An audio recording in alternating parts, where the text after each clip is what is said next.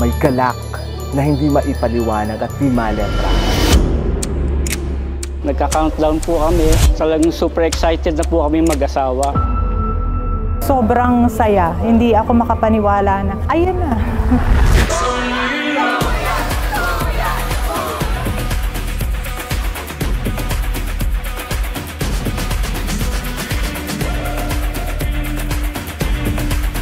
Sobrang saya po. Gaya po ng mga kapatid dito na kasama po natin. I'm really happy to see him. Sobrang saya po sa pakiramdam kahit sobrang seconds lang.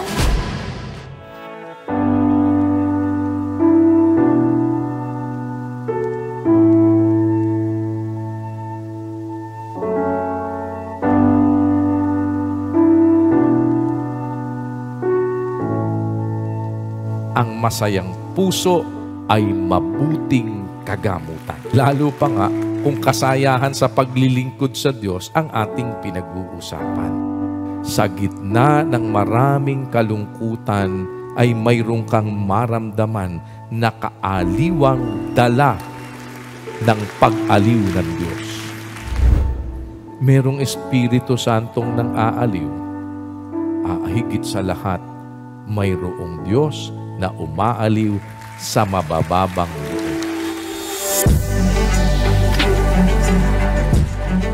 Nanggaling po pala kami dito sa bansang Croatia po. Katanuman layo, hindi po kami naramdaman. Katanong gutom. Pagdating namin dito, napakasarap. Wala kaming naramdaman, kundi ang saya-saya po. Marami po nangyari sa amin. Galing daming sagabal, pero nararamdaman namin, hindi po namin hindi hadlang po para makarating kami rito. Maraming salamat po sa Diyos talaga. Dahil nakita po namin ang mukha po si Kuya. Bilang bagong kapatid po, itong pinakauna na makita ko at mayakap po ang ating mahal na kuya. Sobrang saya po na makumusta ka po ng personal at makausap mo po yung ating mangangaral in person. Lagi po siyang ingatan at samahan ng ating Panginoon. It's my privilege po na nandito po ako. Dream ko po itong magpunta dito sa Germany. Hindi ko akalain na yung the right time ay makita ko si Kuya at mayakap ko siya. A minha impressão do irmão Daniel, primeiramente, é a alegria. A gente fica muito alegre. Para o irmão Daniel ser forte e continuar aqui, continuar lá pra gente. A gente precisa muito dele. E que Deus continue realmente falando com ele sempre, porque é o pão que alimenta a gente todo dia.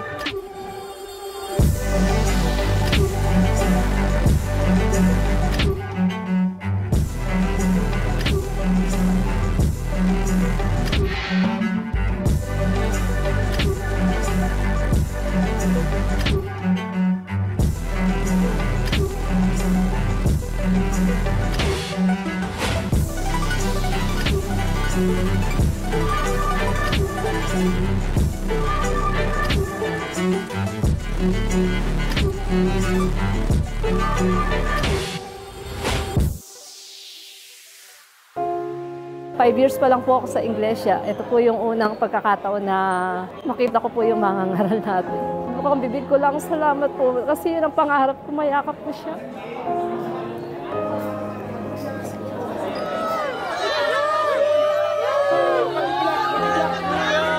Kuya, salamat sa Diyos. Natawag po ako sa Iglesia. Ikaw yung ipinagkaloob niya sa amin para makilala yung tunay na Iglesia, tunay na kapatiran na talagang nandun yung pag-ibig. As in, sobrang nagpapasalamat po talaga ako sa Diyos na siya yung ating mga ngaral.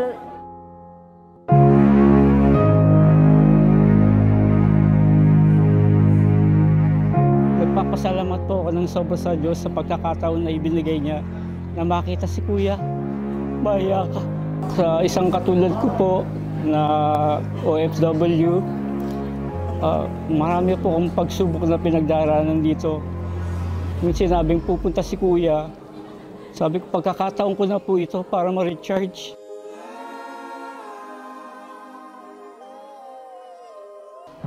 Mayakap ko na si Kuya para ma-fully recharge na ako, lalo-lalo na yung aking pananampalataya.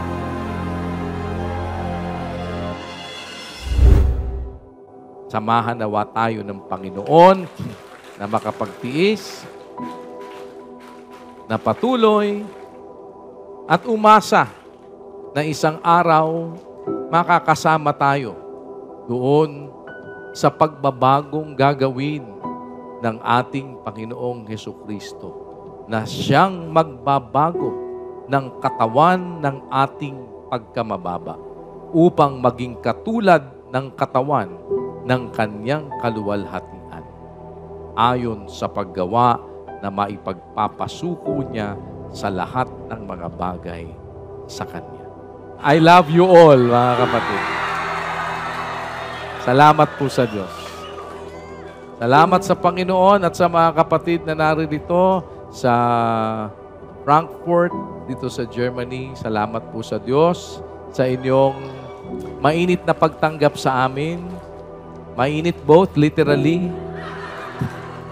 Pero masayang pagtanggap sa isa't isa. Salamat sa Diyos. At salamat po ng maraming salamat sa lahat ng inyo pong mga pakikipagkaisa, sa mga panalangin po ninyo. Salamat sa Panginoon, mga kapatid.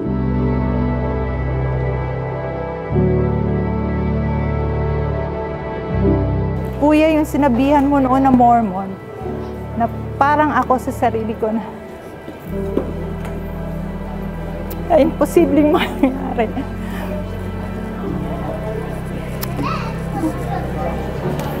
Tinawag ako na nandito, tapos nakita ko si Kuya. And nasabihin ko na, gusto ko lang sabihin kay Kuya na, Kuya, yung sinabihan mo dati na Mormon, na parang ako sa sarili ko na imposibleng mangyari yun. Nandito kayo na masaya na makita siya, na masabi sa kanya na, Kuya, ito ako yung Mormon dati na nagtanong na masaya ngayon sa kapatiran. Isa sa mga dalangin ko na mabisita niya kami dito, nagkatotoo. Yung panalangin ko na dininig ng Diyos na madalaw kami dito kasi lagi ko lang siya nakikita at napapanood. Pero in person na makatabi, ang lapit-lapit ko sa kanya. So sobrang saya. No, I haven't seen Kuya in person before. This was my first time to see Kuya. I'm really happy to see him. Really happy feeling like I have never experienced something like that before. Brother Daniel is really important for us because he brings us to our salvation. So he is our leader who is trying his best to lead us and help the brethren who are in need. So this was really special to meet him because of the works that he has done and still what he is willing to do with God's help and mercy. Sobrang tuwa po ng puso ko nung nakita ko po siya.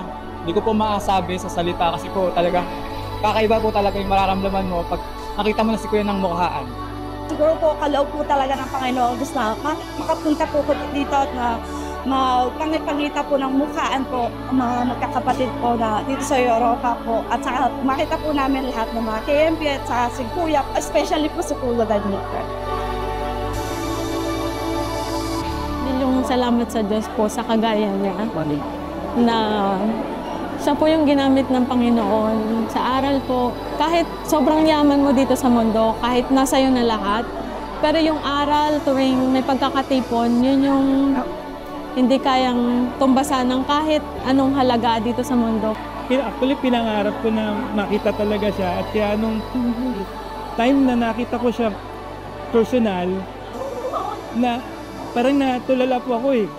Hindi, ugali ko po talaga pagka may mga tao, mahilig ako mag-selfie. Sabi ko, kahit walang cellphone, basta makamayan ko si Kuya at mayakap ko man lang kahit sandali. Kahit sa dati kong reliyon po, may mga mangangaral din po, pero iba yung pakiramdam kay Kuya talaga. Hindi ko masabi kung ano yun. Sa akin, naramdaman ko yung pagmamahal ni Kuya.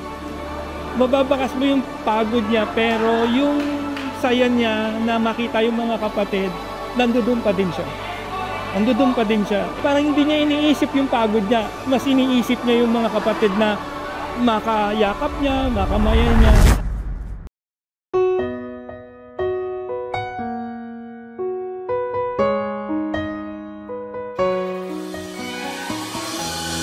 Pero from afar, nakakaramdam ako ng kagalakan sa kalooban ko na pagmasdan ang mga kapatid na nadidinig mo yung mga kapatid pag sinasabi nila, alam nyo, dito po, yung pagsaludar nila sa amin, ganito, talagang para kaming makikita mo yung diwa ng kapakumbabaan sa mayor parte ng kapatid na naturuan ng salita ng Diyos. Yun yung common, dahil yun ang common faith. Saan ka man magpunta, nadako ng kapatiran. Mapa Pilipinas man yan, mapa North America man yan, mapa Latin America man yan, Europa man yan, kung saan man yan panig ng mundo, dun makikita mo ang mga lupang mababa, mapagpakumbaba sa harap ng Diyos. Sa aking kaliitan, masasabi ko, may mga kapatid ako na ikinararangal ko sa harap ng Diyos. Mga kapatid na talagang sumusunod sa aral ng Diyos, hindi mo ikahihiya, ikararangal mong mga kapatid mo kasi nakikita mo sila sa paggawa ng katwiran ng Diyos. Alam ng Diyos tungkol sa bayan niya ang mabuti, hindi magkukulang, tapat na taga-akay na lalaki.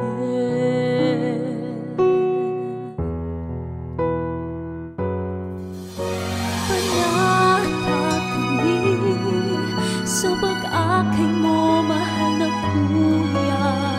Ramdam namin ang pag-ibig mo, mahal na Kuya. Ikaw nag-iisa, handa kaming sumahal ka. Di ka namin iiwan, minamahal na Kuya.